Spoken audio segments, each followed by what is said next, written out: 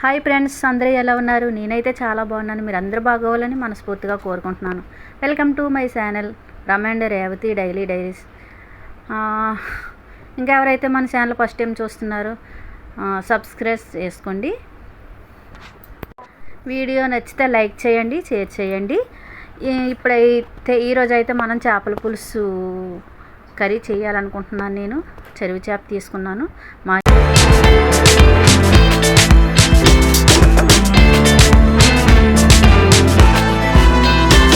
ఇంటి ముందుగా చేపల ఆవిడ వచ్చింది. అయితే చేప తీసుకున్నాను నేను. ఆవిడ ఇంటి ముందుకు వచ్చిన ఆవిడే చేసింది.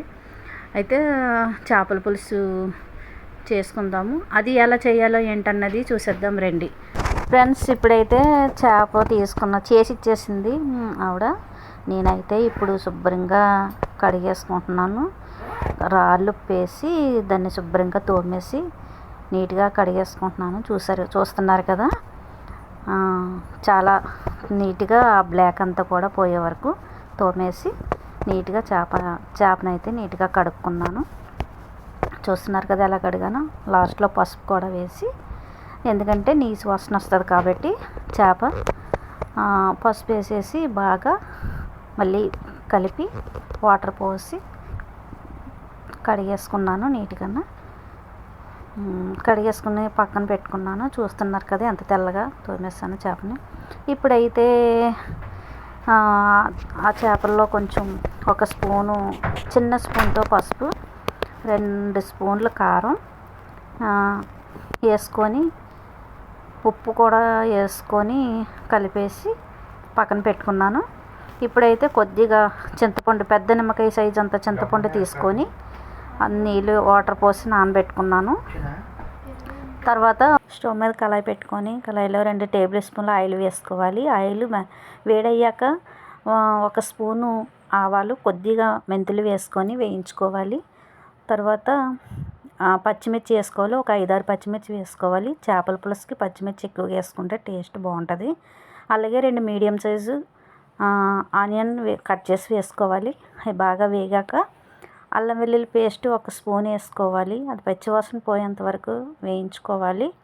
తర్వాత చిటికెడు పసుపు వేసుకోవాలి. తర్వాత కొద్దిగా 1 స్పూన్ ధనియాల పౌడర్ వేసుకోవాలి. తర్వాత 3 టమాటాలు కడిగి మిక్సీ పేస్ట్ చేసుకొని, నేను 3 టమాటాలు తీసుకున్నాను. ఆ పేస్ట్ కూడా వేసుకొని బాగా నూనెలో వేగే వరకు వేయించుకోవాలి.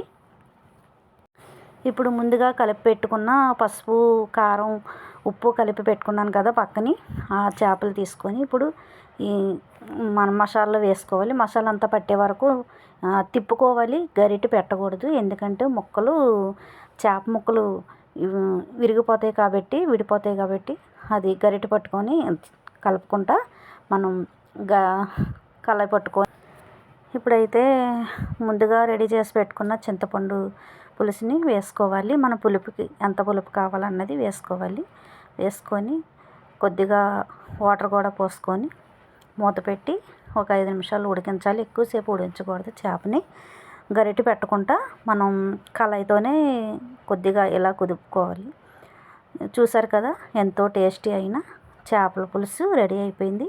లాస్ట్గా ఇంకా కొత్తిమీర వేసుకొని నేను దించేసుకుంటున్నాను. మీరైతే మీ ఇంట్లో ఎలా చేస్తారో చేపల పులుసు కామెంట్ చేయండి. చూసారు కదా ఫ్రెండ్స్, ఎంతో టేస్టీ, చాలా బాగుంది చేపల పులుసు అయితే. Okay friends, thank you, bye.